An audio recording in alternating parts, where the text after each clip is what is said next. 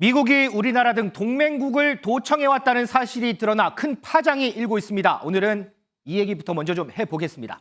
허준 변호사, 미국 언론에 따르면요, 우크라이나 전쟁에 대한 미국의 기밀 문서가 유출이 됐다고 해요. 자, 그러면 이 문서는 어떤 문서고 이 안에 우리나라에서 도청한 내용은 어떤 게 담겨 있어요? 네, 일단 100쪽에 달한다고 알려진 이 문서는 미국 정보기관 보고서를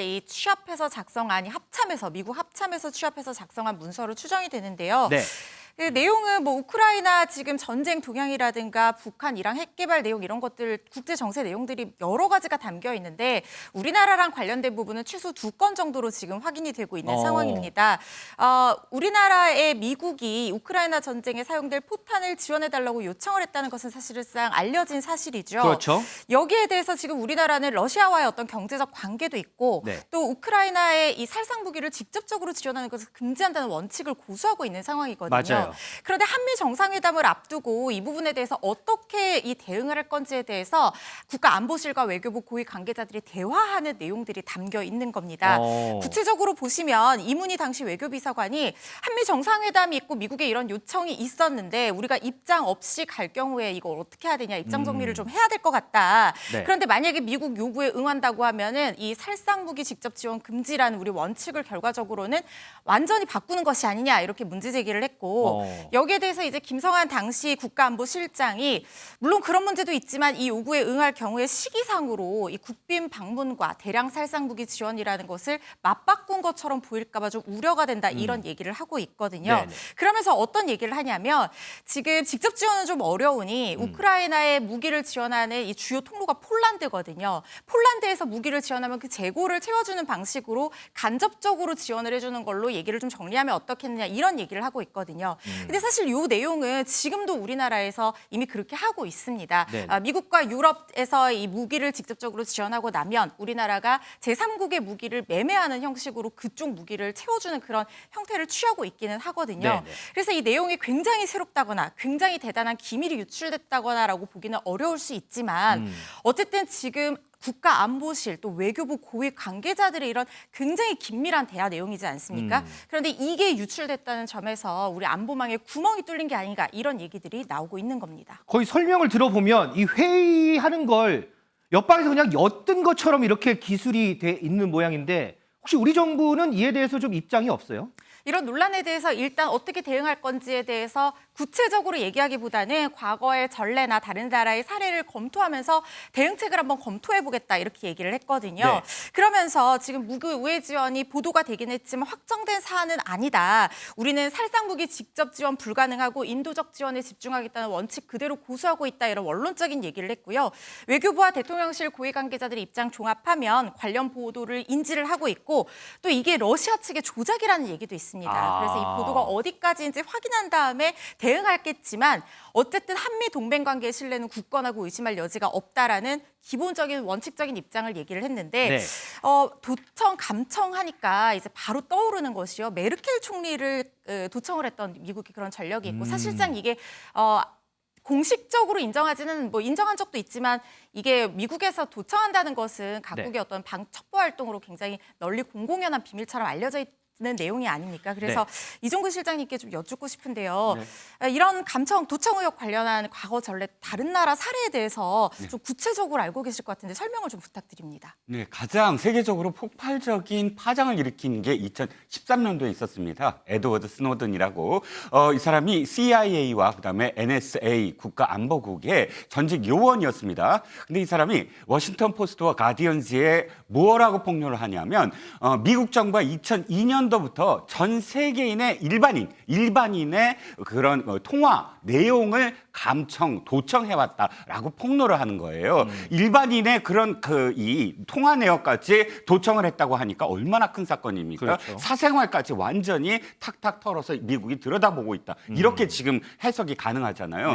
특히나 또 미국에 주재하고 있는 38개 대사관들을, 우리나라도 물론 포함되어 있습니다. 대사관들을 이렇게 도청을 했다라는 내용까지 내용까지 포함되어 있어서 당시에 우리나라는 미국에 유감 표명을 했습니다. 재발 방지 약속을 해달라. 그리고 유감 표명을 했고요. 근데 이 안에 어떤 사실 그 이유를 좀 들여다보면 2001년도 9.12 테러가 있지 않았습니까? 네. 그때 9,000명의 사상자가 났잖아요. 그렇죠. 그래서 그 이후에 미국은 이 국가 정보에 관련돼서 엄청나게 달라졌습니다. 그러니까 그 이전에는 불법이라든지 이런 것들에 대해서 굉장히 민감했는데 네. 그 이후부터 DNI라고 해서 국가 안보국을 새로 세우고 이런 국가 정보국 안보국을 통합해서 이렇게 정보를 아주 마음껏 이렇게 세세하게 이 수집하다 보니까 그것을 에드워드 스노든이 발표를 해서 그 전 세계에 파장을 일으켰었죠.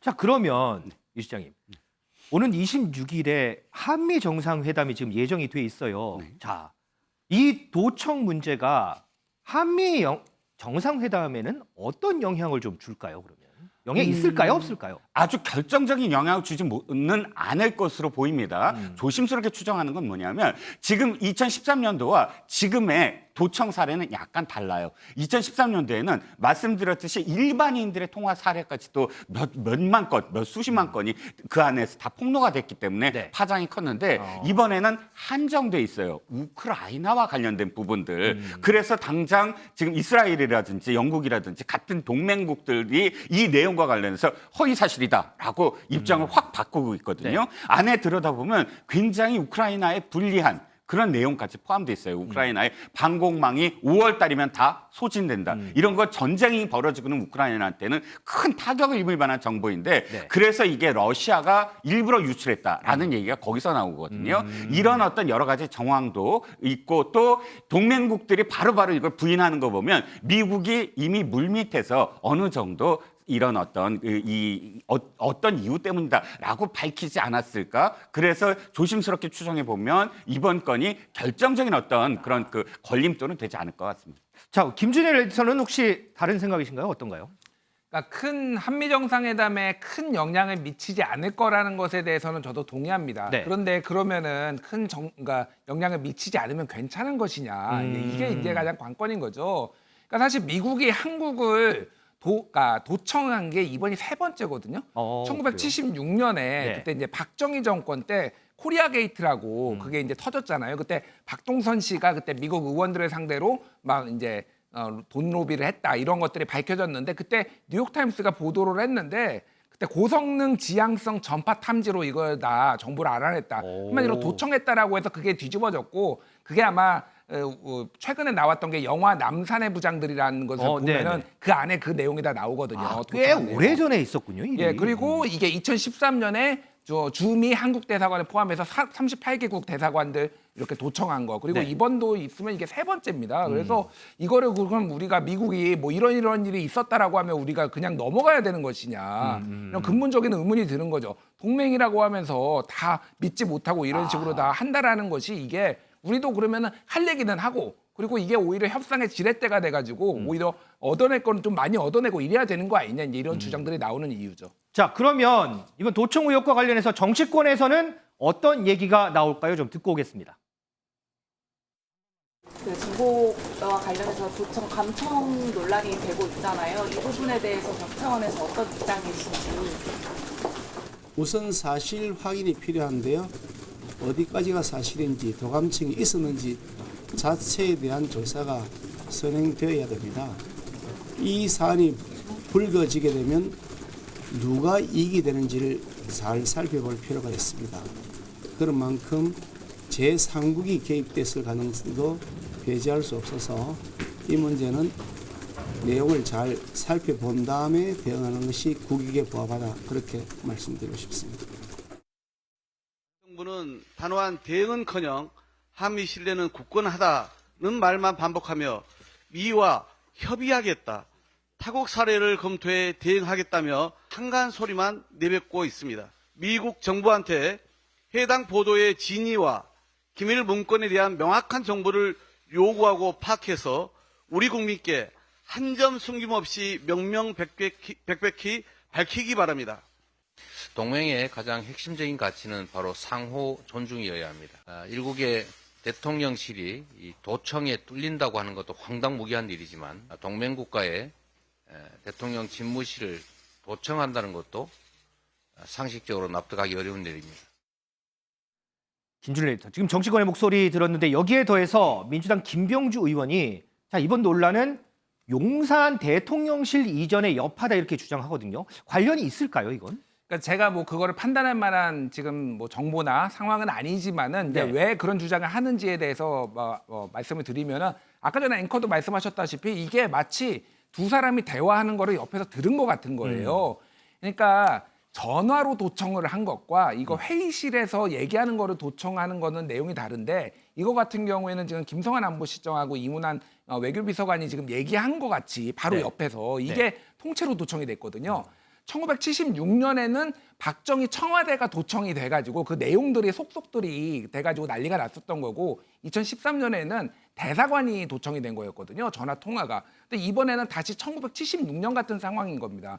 그러면은 이게 어떻게 된 거냐? 안보실이라고 하면 NSC가 열리는 곳인데 여기에 미국이 어떻게 아느냐? 이게 바로 옆에 이제 용산 기지가 있고 미국 용산 기지가 있고 여기에서 이 정보를 가지고 도청을 했을 가능성 이런 것들이 매우 높게 나오는 겁니다. 물론 대통령실에서는 아니라고 하는데 그러면은 도청 관련한 설비가 지금 다 갖춰져 있는지 이런 것들을 대통령실에서 해명을 해야지 그 다음에 이런 일이 또 발생하지 않을 수 있는 거고 북한이 그럼 또 도청할 수도 있는 거 아닙니까? 만약에 미국에 있으면은 그런 안보상의 우려가 지금 있으니까 어떤 정보 공개나 이런 것들을 좀 할 필요는 있다라는 제 주장이 제기되는 상황입니다. 자, 이 도청에 대한 우려는요, 지난해 5월입니다. 이종섭 국방부 장관 당시 후보자에 대한 인사청문회 때도 제기가 된 건데 여당 의원도 제기를 했습니다. 당시 모습 좀 보고 오겠습니다.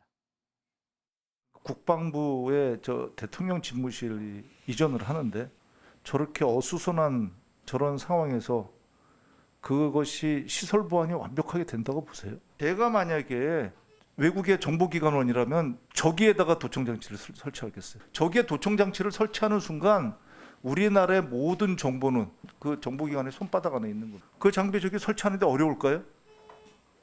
그렇게 어렵진 않다고 봅니다. 대통령 집무실 관련돼서 이제 보안 문제를 김병기 의원께서 말씀하셨는데 저도 좀 동의하고요.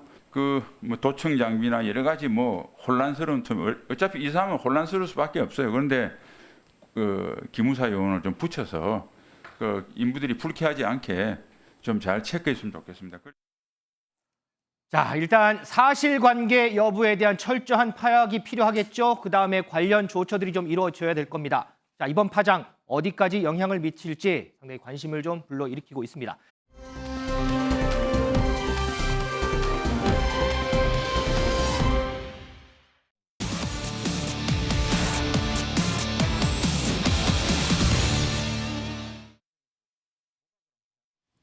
지금 무슨 뉴스 듣고 계세요? 오늘 기억해야 할 뉴스 플레이리스트. 5월 21일 이제 한 달 남은 10살 생일을 축하받지 못하고 떠난 한 소녀의 이야기 준비했습니다. 한밤중 이 새벽도 아닌 토요일 한낮이었습니다. 어린이 보호구역에서 중앙선을 가로질러 인도로 뛰어든 차량 한 대. 이 차량이 덮친 이 자리에는 어린 아이 4명이 있었고 병원에 옮겨진 한 소녀는 어제 새벽 사랑하는 엄마와 오빠의 품을 떠나야 했습니다. 현장에서 붙잡힌 운전자는 면허 취소 수준의 만취 상태였는데요. 운전대를 잡은 60대 남성, 지인들과 점심을 먹으며 소주 반병을 마셨다고 합니다. 면허 취소 0.8 이상이면 되니까 당연히 면허 취소됩니다. 본래 뭐 그 정도 사고 낼 정도면은 당시에 정상적인 운전 행태가 아니었거든요. 정신이 없었을 테죠. 술 마신 장소 저희들이 현장 확인해 가지고 광주 부분에 대해서는 지금 오늘 내일 중으로 저희들 조사할 예정입니다. 네, 만취 운전 사고가 난 이곳은 대전의 대치동이라 불리는 학원과 이 초등학교와 중학교 바로 앞이었는데요. 숨진 배승아 양의 유족은 이 같은 사고가 반복되지 않도록 승아 양의 생전 모습과 이름을 공개하기로 했습니다. 안녕하세요. 전승아예요. 전 두면두를 달리는 배승아입니다. 한번 바쁘면 맞추가 왔어요. 전승아요. 네, 승아가 5월 21일 날에 생일을 맞았는데 이제 첫 만 나이로 10대가 되는 나이인데 지금 어머니도 승아 저희가 이제 15살 차이가 나는데 승아가 저를 항상 따르고 엄마도 막 껌딱지처럼 붙어 다니고 진짜 최근에 알았는데 승아 휴대폰 비밀번호가 제 생일로 이렇게 되어 있더라고요. 그래서 승아가 이제 돌아오면서 친구들하고 이제 더 놀고 싶다고 한 15분 전쯤에 이제 더 놀면 안 되냐 뭐 그렇게 한번 통화를 하고 이제 그게 이제 마지막 통화가 되었습니다. 승아 이제 그 끼가 많아가지고 얘가 연예인도 하고 뭐 가수 배우 하고 언제는 또 화장품에 또 관심이 많아가지고 또 막 뷰티 쪽 한다고 막 하면서 꿈이 되게 많은 동생이었습니다. 그래서 이쁘기도 하고. 네, 또 다른 어린 생명의 이름을 딴 민식이법. 도입 3년이 지났지만 어린이 보호구역 사고는 끊이지 않고 있습니다. 지난해 10월 경남 창녕에선 어린이 보호구역에서 횡단보도를 건너던 9살 아이가 2달 뒤엔 서울 강남의 한 초등학교 앞에서도 9살 어린이가 만취 운전자가 낸 사고로 숨졌습니다. 하지만 지난해 1년 동안 이 스쿨존 교통사고 가운데 1심에서 실형이 선고된 사건은 69건 중 단 한 건에 불과했습니다. 솜방망이 처벌에 정치권에서도 때마다 경종을 울리는 목소리는 나왔습니다. 음주운전 사고는 실수가 아니라 살인 행위가 되기도 하고 다른 사람의 삶을 완전히 무너뜨리는 행위가 되기도 합니다.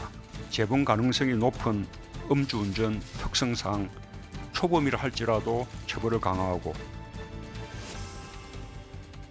네, 윤석열 대통령도 후보 시절에 음주운전 뿌리 뽑겠다 대선 공약을 선보였습니다.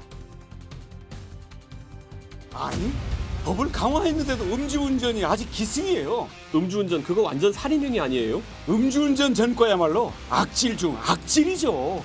그런데 최근 5년간 재범 비중이 45%를 넘는데요.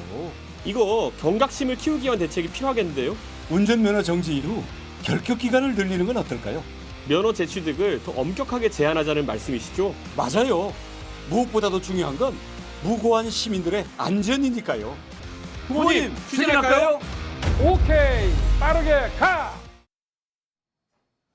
네, 하지만 윤석열 대통령 박순애 교육부 장관 후보자의 음주운전 전력에 대해선 이렇게 이야기했습니다.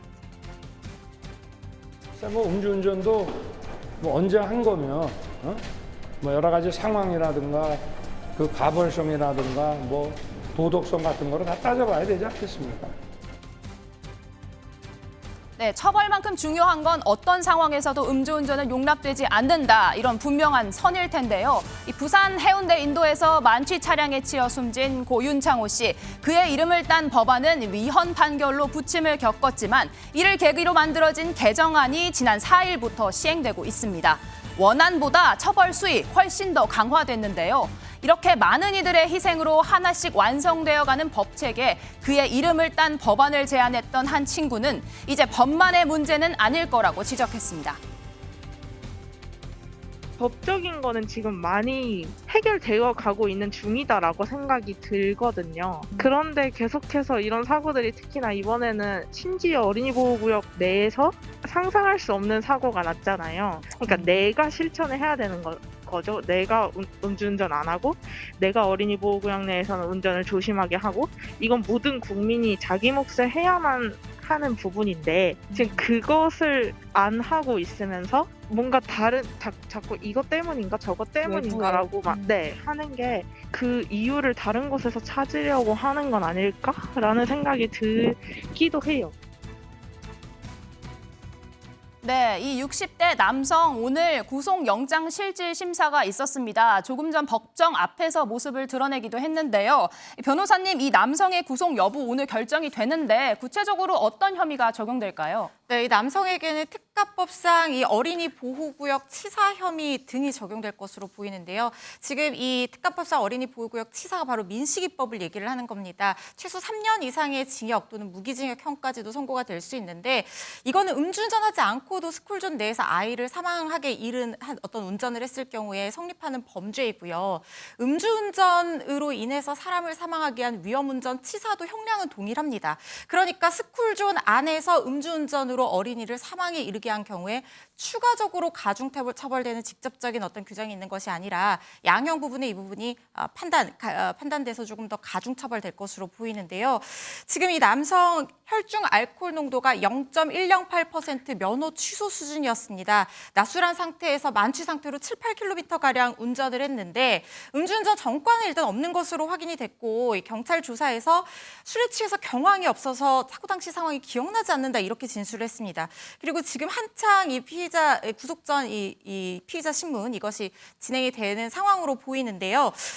그 전에는 유가족에게 죄송하다는 말씀을 드린다라고 하면서 사고를 막기 위해 감속하는 등 노력했다라고 얘기를 하는데 저는 이게 할 수 있는 얘기인지 잘 모르겠습니다. 일단 아이가 사망을 했고요. 그리고 지금 영상을 보면은 중앙선을 넘어서 이 흰차가 유턴을 하면서 경계석을 넘어서 인도까지 돌진을 합니다.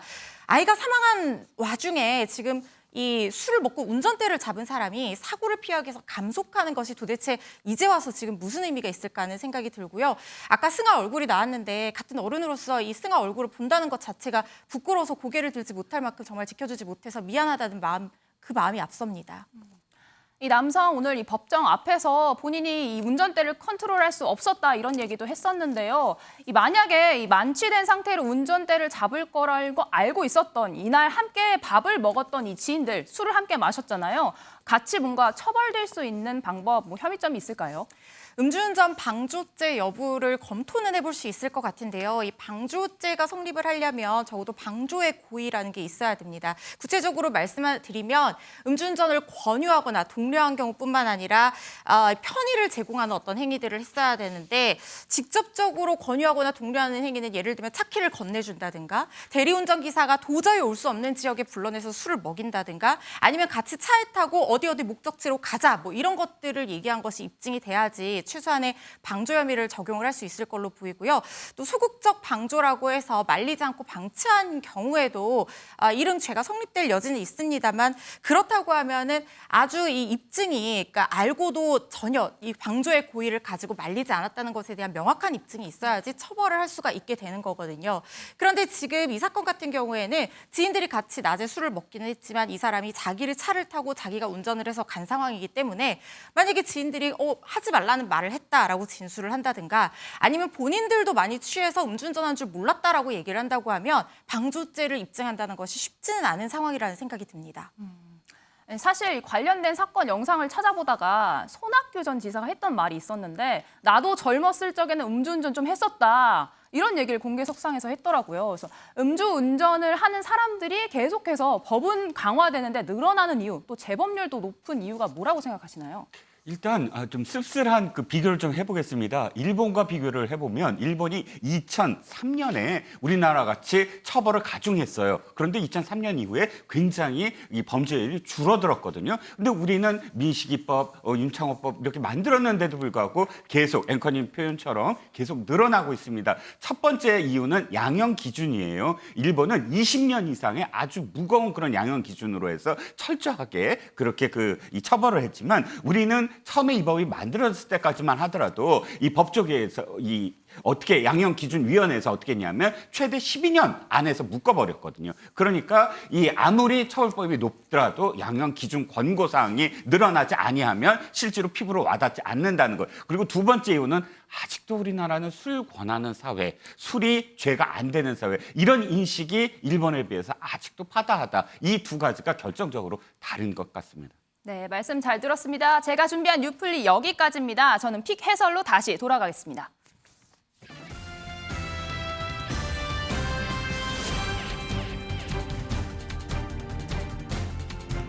거의 딸아이 얘기 듣는 것 같아서 참 안타까운 사연인데요.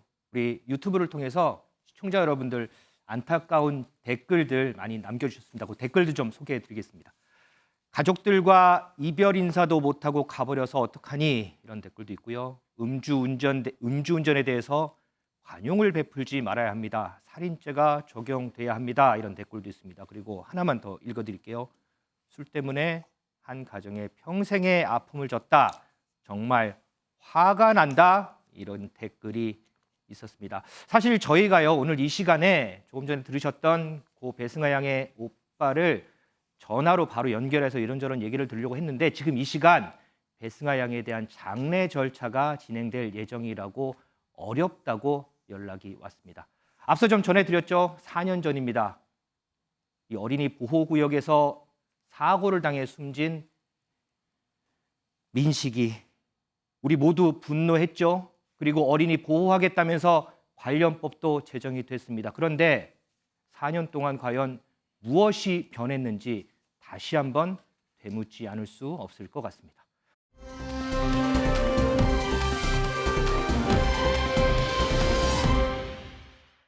난 정치 안 합니다.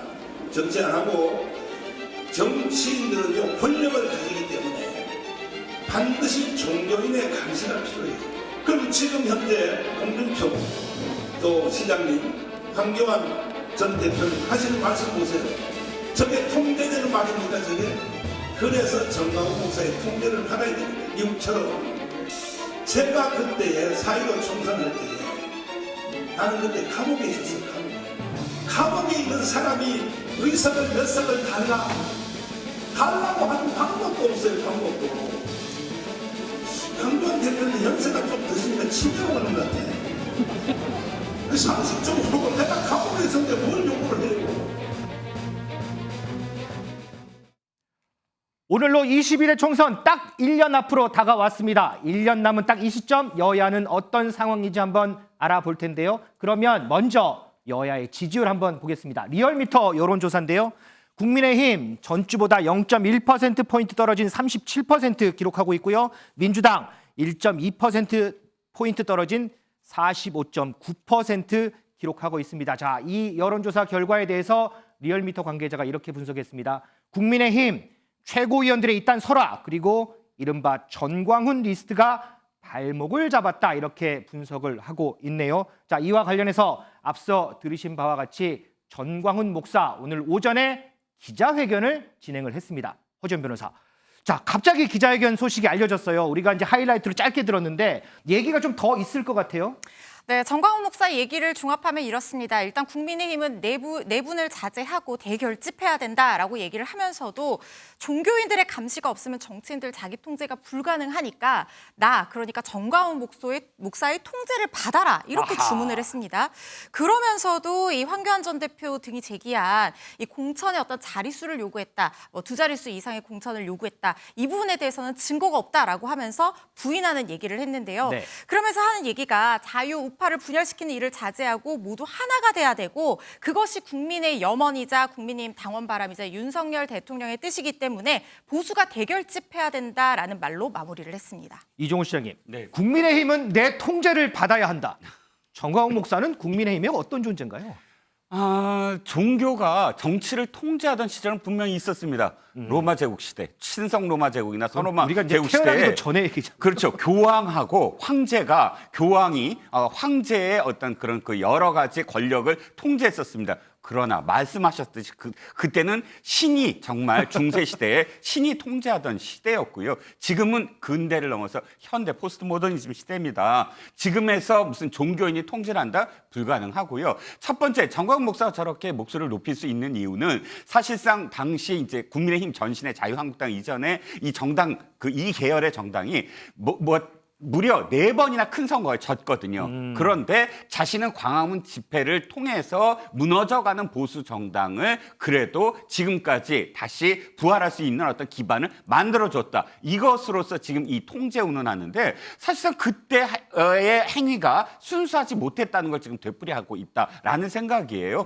순수했다면 무엇인가 통제 운운할 필요가 없는 거 아니에요? 그런데 종교인의 순수함이 아니라 정치적 목적이 있었기 때문에 무슨 통제 이렇게 운운하는 것 같은데 여기에 대해서 국민의힘의 청년 정치인들 장해찬 최고위원이나 김용태 전 최고위원이 쓴소리를 뱉으면서 거리를 두는 것처럼 지금 표현하고 있습니다. 그런데 김혜리 특혜 이것 좀 여쭤보겠어요.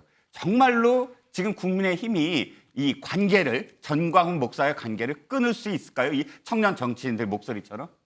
청년 정치인들의 목소리만으로는 저는 못 끊는다고 봅니다. 이거는 당 지도부 김기현 대표가 나서야 된다라고 봐요. 그러니까 사실 전광훈 목사가 지금 당원인지 아닌지도 모릅니다. 그래서 당에서 내보내야 된다, 당원 명부를 이중 당원들은 다 정리해야 된다라고 하지만 그거는 좀 어려운 상황이고 최소한 저는 김기현 대표가 요 정도는 해줘야 된다라고 봅니다. 정광훈 목사가 무슨 얘기를 하든 그건 그 사람의 자유다. 대신에 우리 당에서는 아무도 정광훈에 대해서 얘기하지 말고 반응도 하지 말고 거기 가서 반응하는 사람들은 당대표의 권한을 가지고 내가 적절히 행사해서 징계하겠다. 이 정도 발언이 있어야 돼요. 근데 왜 못하느냐. 일단은 정광훈 목사의 말부터 좀 얘기를 하자면은 정광훈 목사는 한결같았습니다. 사실은. 한결같았어요? 예, 뭐가요? 항상 저런 식으로 얘기를 해왔어요. 과거에도 그렇고 지금도 그렇고 앞으로도 그럴 겁니다. 그럼 문제는 뭐냐? 국민의힘의 정치인들이 필요하면 가가지고 표 달라고 하고 도와달라고 했잖아요. 네. 그러다가 지금 선거하려고 하니까 안 되는 거잖아요. 자, 그러면은 이제 여기서 선택을 해야 되는 거죠. 그러니까 극우의 협곡으로 들어갈 것이냐 아니면은 중도의 광활한 중원으로 나올 것이냐를 지금 국민의힘이 선택을 해야 되는데 또 이번에 다음에 1년 뒤에 총선 되면은 또 정광훈 목사한테 달려갈 분들 또 있을 겁니다. 그러니까 그거에 대해서 과감하게 끊어낼 용기가 있느냐 그게 제일 중요한 것 같고 이미 케이스 스터디가 있어요. 2020년 총선 전에 정광훈 목사랑 같이 집회했지만은 미래통합당 망했잖아요. 총선. 이미 그 케이스 스터디가 참패를 했죠. 예, 참패를 했잖아요. 그러니까 그렇게 가면 망한다라는 걸 알고 있으니까 이거는 당 지도부의 어떤 결단만 남은 상황이 아닌가 그렇게 보여집니다. 어쨌든 뭐 1년 남은 시점 선택 기로에는 좀 서 있다고 봐야 되겠군요. 자, 민희숙 기자. 홍준표 대구시장도 오늘 또 정광훈 목사에 대해서 언급을 했어요. 맞습니다. 홍 시장 오늘 오전 라디오 방송 인터뷰 진행을 했는데요. 이 한나라당 대표 시절에는 전광훈 목사로부터 공천 이야기 들은 적 없냐 이런 질문에 그때는 서로 교류한 적도 없다 이렇게 일단 선을 그었습니다. 이후에 통화를 한 적은 있다라고 했는데요. 그럼에도 자신보다 2살이나 어린 이 전 목사가 공개적으로 욕설을 하는 걸 참을 수가 없었다. 자신은 국민의힘에 절연하라고 이야기를 했다라고 했는데요. 하지만 지금의 지도부 이 김기현 대표는 이 전 목사에게 욕을 들을까 봐 그렇게 말을 하지 못하고 있다. 겁이 나서 손절을 못하고 있다고 지적했습니다. 그랬군요. 자, 허전 변호사, 홍준표 시장 얘기 나온 김에 어제 한 토론 프로그램에 나왔어요. 거기서 이런 얘기를 했더군요. 정치력 없는 대통령 이런 발언을 했던데 이게 어떤 맥락에서 나온 발언이에요, 이게? 그러니까 이게 참 애매하게 듣기에 따라서 해석을 상당히 달리할 수 있는 그런 발언인 것 같은데요. 그러게요. 홍준표 시장이 어떻게 얘기를 했냐면 1년도 안 된 대통령한테 정치력 없다라고 하는데 아니 정치력 없는 대통령 국민이 뽑은 거 아니냐. 그렇게 정치력 없고 초보인 대통령 뽑아놓고 노련한 삼김 스타일 정치를 요구하면 안 되는 거 아니냐라고 하면서 네. 그거에 대해서 도와줘야 된다 이런 얘기를 했어요. 그러니까 유시민 전 이사장이 그대로 그 말을 받아서 맞다. 정치 경험 일천한 사람 우리가 뽑은 거 아니냐. 그래서 자기가 의지가 있으면 우리가 도와줄 텐데 지금 대통령 생각을 모르겠다. 사진 찍는 거는 술, 음식 관련한 것만 잔뜩 나오고 SNS에 이 영부인 SNS 올릴 것 같은 그런 사진만 나오고 하니까 문제 아니냐 이렇게 그대로 받아서 얘기를 하게 됐거든요.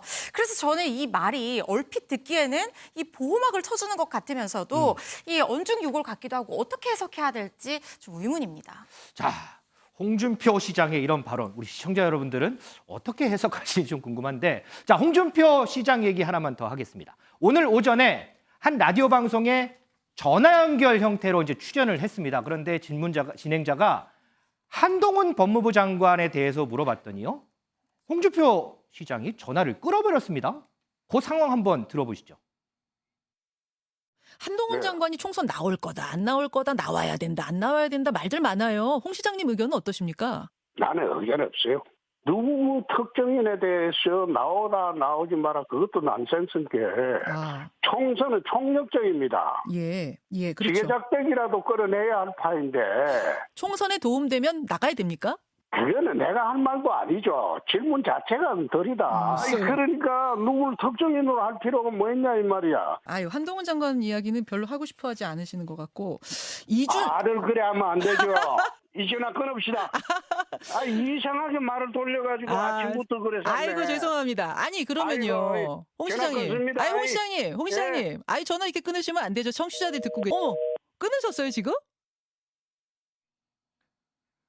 허지원 변호사, 생방송 중에 뚜뚜 소리 나오는데 이것도 혹시 생방송의 묘미 뭐 이런 겁니까? 왜 전화를 끊었답니까? 뭐 얘기 나오는 거 없어요? 저도 상당히 놀랐는데 이게 진짜 실제 상황인가 싶은 생각이 들었는데요. 일단 홍 홍준표 시장이 바로 SNS에 글을 올려서 내가 마치 한동훈 장관을 시기하는 듯한 무례한 질문을 하길래 뭔가 여기에서 답변을 더 하다가는 설화에 휩쓸릴 것 같다. 그런 생각이 들어서 말을 그냥 아끼느라 전화를 끊었다. 이렇게 얘기를 했어요. 그러니까 본인이 누구라도 나가야 된다. 지금 다 총력전 기울여야 될 때 아니냐 이렇게 대답을 회피하면서 원론적인 얘기로 대응을 했는데 네. 이제 그 앵커 입장에서는 계속해서 그러면 더 물어보게 되잖아요. 그렇죠. 그래서 이제 물어보니까 본인은 또 정치적으로 뭔가 이게 달리 해석될까 봐 끊었다 이렇게 얘기를 한 건데요. 네. 벌써부터 이 뭐 잠룡 경쟁이라고나 할까요? 제가 이런 얘기하면 또 홍준표 시장님 기분 나빠하실 수도 있을 것 같은데 우리 김준일 에디터님께서는 이걸 어떻게 보시는지 좀 궁금합니다. 근데 뭐 오해를 피하려고 끊었다는데 그걸 끊음으로 인해서 굉장한 큰 오해가 오해가 생겼습니다. 생기죠. 예. 홍준표 시장이 이거에 처음이 아니에요. 2017년에 대선에 나왔을 때도 그 JTBC 손석희 앵커한테 작가가 써준 대로 하지 마시고 자유롭게 질문하세요. 이런 식으로 해가지고 그것도 굉장히 큰 논란이 있었거든요. 그런 식으로 조금 기자들이나 이제 앵커들하고 이제 인터뷰하면서 조금 여러모로 예의가 없는 뭐 이런 건데 그러면 본인이 그렇게 비판하시는 이재명 대표 예전에 경기도지사 예의가 없어 커트야 커트 그런 거하고는 도대체 뭐가 다르신 건지 그래서 조금 언론을 존중하시고 좀 듣기 싫은 얘기라도 그러면 차분하게 좀 설명하시면은 좀 더 좀 많이 인기가 올라가지 않을까 그렇게 생각합니다. 네, 알겠습니다. 자, 민지수 기자, 이 국민의힘 소속 지자체당 중에 요즘에 또 언론에 많이 오르내리는 사람이 있어요. 바로 김진태 강원지사인데 뭐 산불이 났는데 골프를 쳤다 뭐 이런 보도로 많이 비판도 받았죠. 그런데 기자회견을 자청해서 이걸 또 반박했더라고요. 맞습니다. 김진태 지사와 골프 관련된 의혹은 두 가지였습니다. 먼저 나온 31일 날 이날의 보도에 대해서는 업무 시간이 끝나기 전에 이 산불 진화 작업 중에 골프 연습을 갔다. 이 내용에 대해서는 곧바로 인정을 하고 사과를 했습니다. 하지만 이후에 추가로 나온 이 18일 산불 때도 골프를 쳤다. 이 기사는 사실과 다르다며 직접 반박 기자회견을 연 건데요. 이 해당 보도를 한 기자 명예훼손으로 고소하겠다라고 밝혔습니다. 영상으로 보고 오시죠. KBS의 첫 번째 그 기사의 제목이 김진태 18일 산불 때도 골프 이렇게 기사가 나갑니다. 산불 때 골프 그러면 그거를 보는 사람들은 어떻게 생각하겠습니까? 산불은 저녁에 났고 골프 연습은 아침에 했는데 산불 나던 날 골프 하면은 이게 뒤섞여가지고 아주 부정적인 인식이 가게끔 이거는 언론에 외피를 썼으나 실상은 김진태 죽이기라는 의도를 의심하지 않을 수가 없습니다. 자, 그런데 이 김진태 지사의 이 기자회견이요. 지난주 금요일인가요? 당에서 김진태 지사에 대해서 조사를 하겠다, 조사에 착수했다 이런 얘기가 나오면서 기자회견이 또 이어진 겁니다. 그래서 관심을 끄는데 자, 그러면 김기현 당대표 무슨 얘기를 하고 있을까요? 오늘 얘기 한번 듣고 오시죠. 어제도 입장문을 새로 발표하셨거든요. 일단 제가 진상조사를 하라고 지시해놨는데 아직 보고서를 못 받았습니다. 보고서 내용을 본 다음에 말씀드리겠습니다만은 김진태 지사가 어저께 기자회견한 내용을 보면 보도 내용이 상당 부분 왜곡되어 있을 가능성도 배제할 수 없다는 생각이 듭니다. 진상조사가 끝난 다음에 어떤 조치를 할 것인지 말씀드리겠습니다. 이종훈 시장님. 네. 단체장들 보통 일요일 날 기자회견 잘 안 하지 않아요? 그렇죠. 단체장만이 아니라 사실 뭐 정치인들이 일요일 날 잘 안 합니다. 그렇죠. 토요일 날 진짜 안 하고요. 그런데 문제는 이겁니다. 지금 억울하겠죠. 시간도 다릅니다. 오전에 골프를 쳤는데 산불은 오후에 날 수 있습니다. 그리고 그 이외에 더 억울한 부분이 많겠죠. 그런데 이게 고소하고 정말 저렇게 기자회견을 해야만 할 일일까요? 제가 생각하는 건 그렇지 않습니다. 왜냐하면 1년 중에 어느 달이 가장 산불이 많이 나는지 아세요? 3월입니다. 3월이 거의 전체 그 퍼센티지 중에 50% 가까이 차지할 때도 있어요. 즉 3월은 정말 산불의 예방 기간입니다. 이거 지금 2월 말부터 윤 대통령이 직접 나서서 산불 예방 강화하라라고 이야기를 할 정도이거든요. 그런데 거꾸로 얘기하면 산불의 산은 강원도에 제일 많이 집중되어 있어요. 산이 가장 많은 집중되어 있는 지자체 아닙니까? 그 지자체의 장이라면 3월 한 달 내내 사실은 예방 기간이고 거기를 진두지휘하면서 산불을 진화하거나 혹은 예방해야 될 임무를 맡은 지사입니다. 그렇다면 그 시간에 산불이 났다 안 났다가 아니라 자신이 얼만큼 지금 최선을 다하고 있느냐를 지금 역설을 해야 되는데 거꾸로 지금 그 시간에 나는 그 산불이 나는 시간이 아니었다라고 역설을 하는 건 진짜 지자체장의 정말 본연의 어떤 태도일까 하는 생각은 듭니다. 자, 총선을 1년 앞둔 국민의힘 그 안에서 나오는 여러 얘기들 저희가 모아봤는데 그러면 자 1년 앞두고 김기현 당대표 어떤 각오가 있을까요? 한번 들어보겠습니다. 내년 총선 공천과 관련해서 검사 공천이라는 이 어떠냐 하면서 시중에 떠도는 괴담은 근거 없는 것임을 분명히 밝혀드립니다.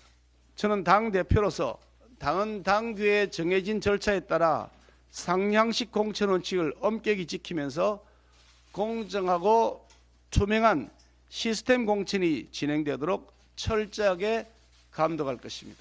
그런 만큼 우리 당 구성원들께서는 시중 괴담에 마음 쓰지 마시고 나라와 당을 위해 열심히 활동해 주시기를 당부드립니다.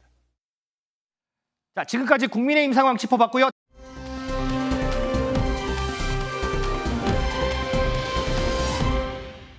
다음 민주당 상황도 한번 짚어보죠. 내년 총선이 꼭 1년 앞으로 다가왔습니다.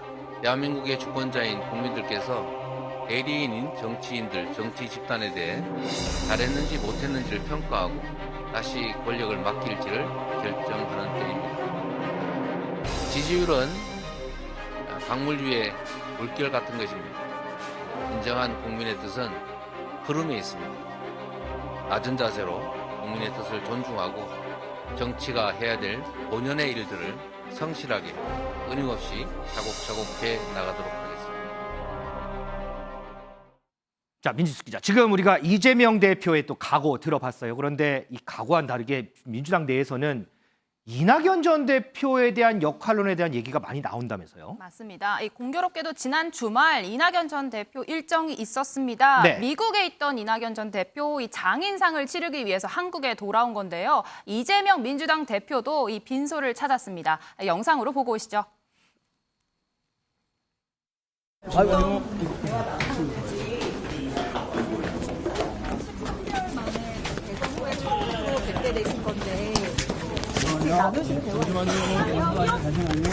이재명 대표께서는 미국에서 이렇게 연구하신 거, 생활하신 거에 대해서 좀 물어보셨고 거기에 대해서 이낙연 대표님이 좀 설명하시는 그 정도의 말씀들이 있었습니다. 국내 현안 관련해서 전혀 그런 얘기는 조문하는 자리이기 때문에 그런 얘기 없었습니다. 상 끝나면 만나자든지 뭐 그런 대화도 좀 나누셨을까요? 그런 얘기 없었습니다. 적어도 정치하려면은 그런 김대중 대통령의 정신을 계승하는 노력이 여야 다 필요하지 않느냐. 당을 잘 이끌어 달라는 그런 얘기 대표님 하신 거 잘 봤습니다. 그런 덕담들을 많이 했어요. 네, 방금 들으신 대로 양측 모두 어디까지나 조문을 위한 만남이었다. 이 정치적인 확대 해석을 경계하는 이야기를 했습니다. 이재명 대표 20분 정도 조문을 했는데요. 전해진 바로는 이낙연 전 대표가 민주당을 잘 이끌어달라 이렇게 부탁을 했고 여기에 대해서 이 대표가 그렇게 하겠다 이렇게 화답한 것으로 전해졌습니다. 김준일 에디터. 뭐 조문하는 자리니까 뭐 별 얘기 없었다라고 하지만 어쨌든 두 사람이 만난 거 정말 오랜만이에요. 때문에 언론들은 보통 이럴 때 이제 정치적 메시지에 주목을 하잖아요. 어떻습니까?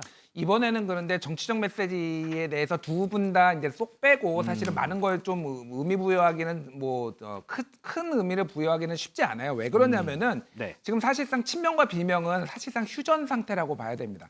첫 번째는 이재명 대표와 당의 지지율이 상당히 높고 네. 그리고 대통령 지지율 그리고 여당 지지율이 낮은 상황이에요. 이때 막 문제 제기를 하기가 어려운 거죠. 당이 지지율이 낮으면 이제 대표가 사퇴해라 이런 게 나오는데 네. 또 하나는 올해 8월 이전에 만약에 이재명 대표가 사퇴를 하면은 전당대회를 또 치러야 됩니다. 그러면 전당대회를 또 치르고 내년 총선 준비하고 이게 어려우니까 그래서 고민정 의원이 얘기를 한 게 뭐 초가을 얘기한 것이 네, 네. 만약에 비명계에서도 물러나더라도 8월 말일 이후에 물러나야 된다라는 거예요. 그래야지 비대위 체제로 갈 수가 있다라는 겁니다. 네. 그러니까 지금은 사실 이제 물밑에서는 꿈틀댈 수 있을지언정 지금은 대놓고 뭔가를 드러내기가 힘들고 그리고 이낙연 대표도 6월 말에 지금 귀국한다라는 거거든요. 이제 임시적으로 귀국을 한 거니까 지금은 뭔가 뚜렷하게 움직임을 내기는 어려우니까 서로 덕담하고 격려하고 이 정도 지금 수준으로 봐야 될 것 같습니다. 민 기자, 그럼에도 불구하고 어쨌든 일시적인 귀국이긴 하지만 이낙연 전 대표 귀국을 계기로 이른바 친이낙연계가 결집을 할 거냐 이런 쪽은 좀 관심이 쏠리더라고요. 맞습니다. 이재명 대표 이 사법 리스크 관련된 이슈가 계속 나오면서 이낙연 전 대표의 등판 가능성 꾸준히 제기되어 왔는데요.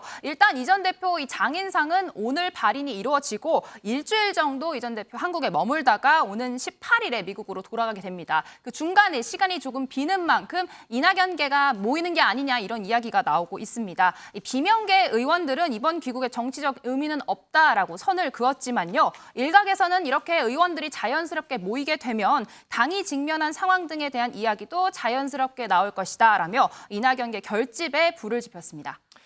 이종우 시장님, 네. 자, 이낙연 전 대표의 귀국, 친이낙연계의 결집으로 보면 결집의 신호탄이다 이렇게 보면 무리일까요, 아직은? 아니, 저는 무리가 아니라고 봅니다. 왜냐하면 지금 결집을 해야 되는데 계기가 없었어요. 즉 지금 에디터 잘 말씀하셨지만 지금 막 나서면 상당히 또 여풍도 많이 일어날 수가 있어요. 지지율도 그렇고. 그런데 이들은 지금 가장 절박한 게 뭐냐면 다음 총선에 우리가 공천을 받을 수 있을까? 이게 가장 절박한 것이거든요. 네. 그건 당의 지지율이 높던 낮던 나의 어떤 절박함을 어떻게든 지금 헤쳐나가야 되는데 그런데 우리들이 지금 막 결집하고 목소리를 내기 시작하면 벌써부터 견제가 들어오고 후폭풍이 일어날 거다. 그런데 조문 정치라는 게 딱 그거거든요. 조문 정치, 조문이라는 어떤 계기를 통해서 조문하러 간다 해놓고 사람들이 다 만날 수가 있잖아요. 다 그렇죠. 모일 수가 있고 그러면 그 안에서는 정치적 얘기는 없었습니다라고 이야기는 하지만 그러나 그렇게 해서 만나는 그 자체가 사실은 굉장히 정치적인 모티브를 갖는다는 것이죠. 그래서 그 다음 행보에 대한 사실은 어떤 플랜을 암묵적으로 서로 교환할 수 있다. 저는 이번이 상당히 큰 계기가 될 것이다라는 생각입니다.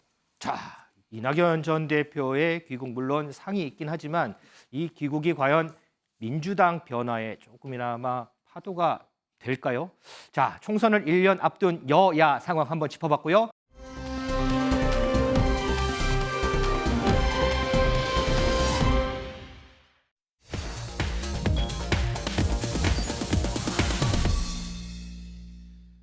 지난 주말 축구장에 이 사람이 떴습니다. 이 사람이 뜨니까 이 축구장 최다 관중 기록을 세웠습니다. 민 기자, 이 사람 우리 아까 처음에 봤어요. 임영웅 씨죠? 맞습니다. 4만 5천 명이 넘었다라고 합니다. 코로나 이후에 한 프로 경기에서 이렇게 많은 관객이 모인 건 처음이라고 하는데요. 네. 흥행의 1등 공신 가수 임영웅 씨가 K리그 시축을 예고한 지난주 아주 화제가 됐습니다. 이 경기 저녁 6시에 예매가 시작되자마자 10분 만에 2만 장의 표가 팔렸다라고 합니다. 임영웅 효과 톡톡히 드러냈는데요. 실제 경기 당일날 화력은 더욱 굉장했다라고 합니다. 축구장을 들썩이게 한 임영웅 효과 영상으로 보고 오시죠.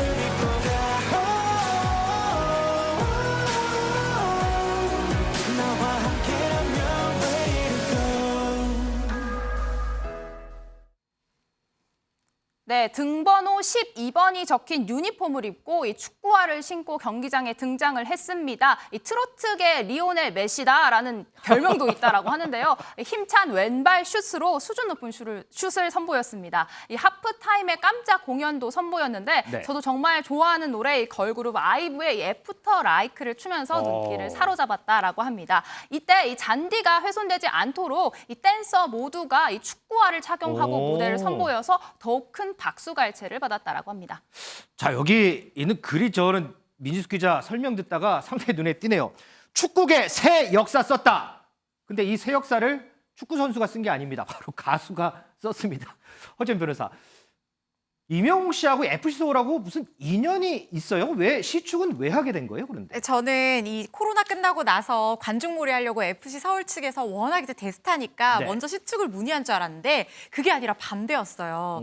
이명웅 씨가 자기가 먼저 시축하고 싶다 이렇게 오, 구단 측에 그래요? 문의를 해서 이번 이 행사가 성사가 됐다고 하거든요. 네.